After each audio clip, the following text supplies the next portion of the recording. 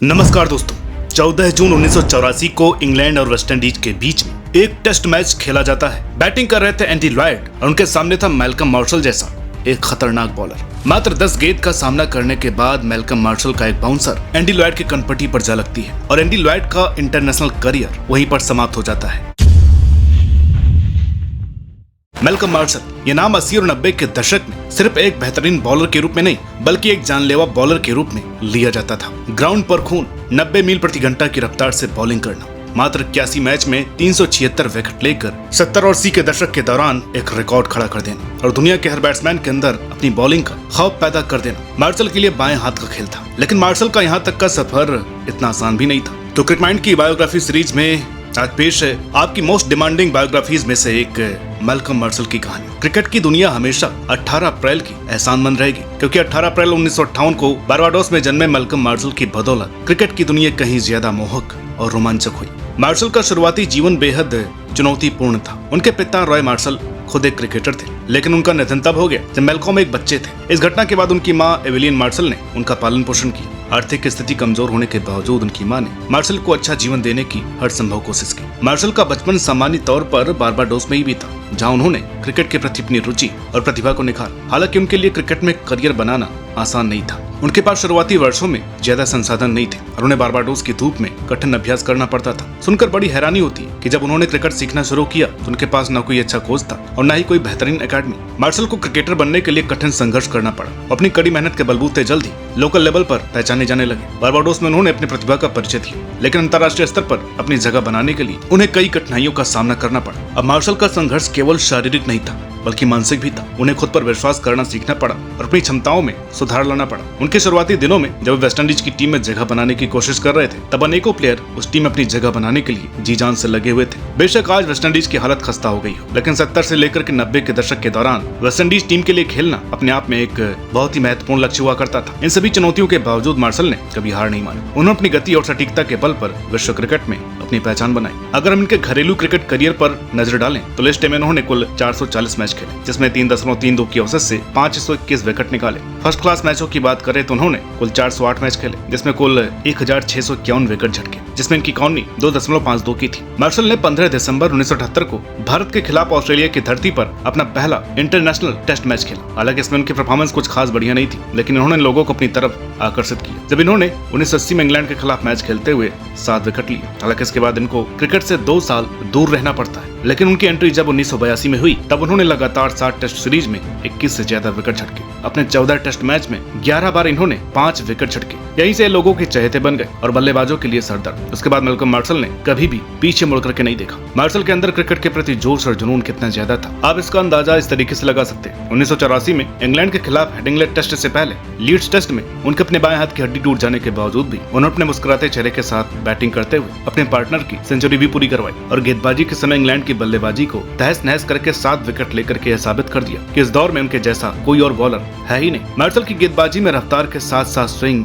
रीस्विंग और बाउंसर भी देखने को मिलती है। अक्सर हमें ये सुनने को मिलता है ये पिच बैट्समैन के लिए अनुकूल है या फिर कुछ ऐसे ग्राउंड्स होते हैं जहाँ पर बॉलर को कम मदद मिलती है, लेकिन मार्शल की डिक्शनरी में सिर्फ और सिर्फ विकेट लेना ही लिखा था। उनको इस बात से कोई फर्क नहीं पड़ता था कि कौन सी पिच कैसी है। कई बार ऐसा होता था कि जहाँ पर स्पिन गेंदबाजों को मदद मिलनी चाहिए वहाँ पर मार्शल को मदद मिलती थी। अपने एक इंटरव्यू में एक बार वसीम अकरम ने कहा था कि मार्शल किसी भी बैट्समैन की कमजोरी को सिर्फ और सिर्फ 2 गेंदों में पता लगा लेते थे। उसके कारण उनको और भी ज्यादा मदद मिलती थी उस बैट्समैन का विकेट लेने में। देखिए, क्रिकेट की दुनिया में सफलता प्राप्त करना एक अलग काम होता है, लेकिन क्रिकेट जगत में एक ऐसा काम करके दिखाना जिसकी याद हमेशा हमेशा के लिए बनी रहे, इक्वालिटी सिर्फ और सिर्फ कुछ प्लेयर्स के अंदर होती है, जो मैल्कम मार्शल के अंदर थी। मार्शल ने अपनी पूरी जिंदगी क्रिकेट के पीछे ही कुर्बान कर दी। अब आपके मन में यह सवाल जरूर पैदा हो रहा होगा कि आखिर उस दौर में और भी कई खतरनाक गेंदबाज पैदा हुए, लेकिन मार्शल ऐसा क्या करते थे कि वो सबसे अलग दिखते थे। उस दशक में ना तो जिम हुआ करते थे और ना ही खिलाड़ी के लिए अलग अलग कोच, लेकिन कहते हैं ना कि जिसको सीखना होता है वह कहीं से भी सीख लेता है। मार्शल के अंदर भी सीखने की कला हमेशा से थी। अपनी बॉलिंग में इतनी ज्यादा रफ्तार कैसे लेकर के आते थे,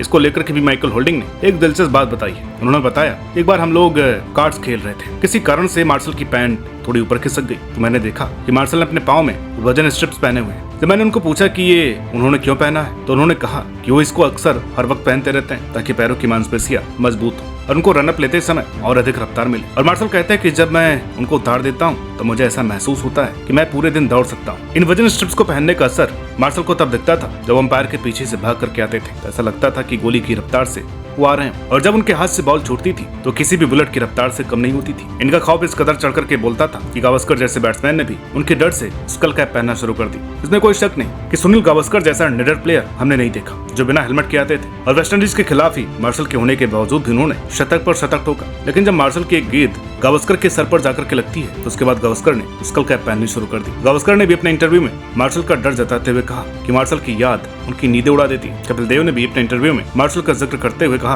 कि मार्शल की गेंद कब किस तरफ से मुड़ेगी इसका कोई अंदाजा नहीं लगाया जा सकता है। कानपुर की पिच पर मैंने देखा था कि उनकी एक गेंद गावस्कर की बांह से टकराई और बल्ला हवा में उछल गया। मैंने इससे पहले ऐसा कभी नहीं देखा था। हमने अक्सर ये देखा कि लगभग सभी तेज गेंदबाज एग्रेसिव होते हैं। क्रिकेट पिच पर प्लेयर्स के बीच में थोड़ी बहुत गर्मा गर्मी हो ही जाती है क्योंकि ये खेल ही कुछ ऐसा है। मार्शल के साथ भी कुछ ऐसा ही हुआ। उस समय के भारतीय बैट्समैन दिलीप वेंगसरकर से मैल्कम मार्शल को बड़ी खुन्नस थी। ये खुन्नस दुश्मनी के स्तर तक पहुंच जाती है। मैल्कम मार्शल अपनी ऑटोबायोग्राफी मार्शल आर्ट्स में लिखते हैं कि जब मैं 1978 में बेंगलुरु में अपना पहला मैच खेला तो यह मैच मेरे लिए बड़ा भावुक था क्योंकि होता कुछ ऐसा है जब मैं बैटिंग करने के लिए उतरता हूँ तो समय मेरे ऊपर कोई प्रेशर नहीं था। लेकिन जब भारतीय गेंदबाज चंद्रशेखर ने मुझे गेंद फेंकी, वह गेंद मैंने स्टेप आउट करके ड्राइव करने को सोचा तो बॉल बाउंस होकर के वेंगसरकर के हाथों में जा गिरी। इसके बाद अंपायर ने मुझे आउट करार दे दी। जब मैं अंपायर के निर्णय के बाद पवेलियन लौट रहा था तो मेरे आंखों से आंसू निकल गए और मैं उस समय इतने गुस्से में था कि इस घटना के इर्द गिर्द जितने प्लेयर थे उनके प्रति मेरे अंदर बदले की भावना जाग उठी। और इस घटना के सबसे बड़े गुनहगार मार्शल की नजरों में वेंगसरकर ही थे क्योंकि उन्होंने ही ये झूठी अपील की थी। 4 साल बाद जब भारतीय टीम दोबारा वेस्टइंडीज से मैच खेलती है तो मार्शल की निगाहें सिर्फ और सिर्फ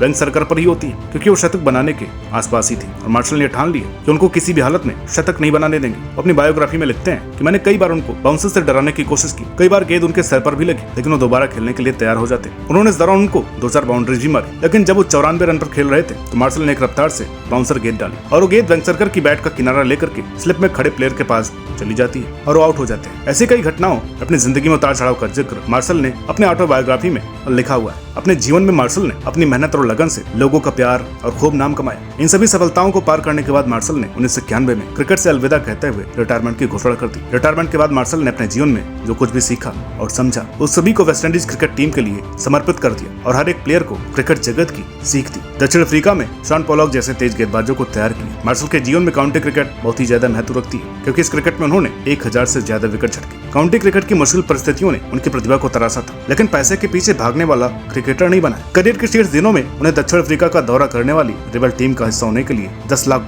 की पेशकश की गई थी जिसे उन्होंने ठुकरा दिया था। अब अच्छे लोगों के साथ बुरा ही होता है। ये बात तब सच होते नजर आई जब 41 साल की उम्र में उनकी मृत्यु हो गई। 1999 में मई जून के महीने में जब वर्ल्ड कप चल रहा था तो उनको पता चला कि उनको कैंसर है और इसके कुछ ही महीनों बाद 4 नवंबर को उनका देहांत हो जाता है। कैंसर के पश्चात उन्होंने एक इंटरव्यू देते हुए कहा कि यही जीवन है, जीवन आपका इम्तिहान लेता है और आप उसे बदल नहीं सकते, इस पर मेरा नियंत्रण नहीं है। मैल्कम मार्शल एक ऐसे एम्बेसडर है जिनकी लाइफस्टाइल से आज हर एक गेंदबाज इंस्पायर होता है। तो दोस्तों आपको ये वीडियो कैसी लगी कमेंट करके बताइएगा। बार बार कहना तो नहीं चाहिए, वीडियो अच्छी लगी हो तो लाइक कीजिएगा जो कि आप करेंगे, उससे ज्यादा अच्छी लगी हो तो शेयर कीजिएगा। अगर आप ऐसे ही अच्छे वीडियोस देखना चाहते हैं और आप चाहते हैं कि हम ऐसे ही अच्छे वीडियोस लेकर के आते रहे तो चैनल को सब्सक्राइब जरूर कर लीजिए। मिलते हैं आपसे अगली वीडियो में, तब तक के लिए नमस्कार।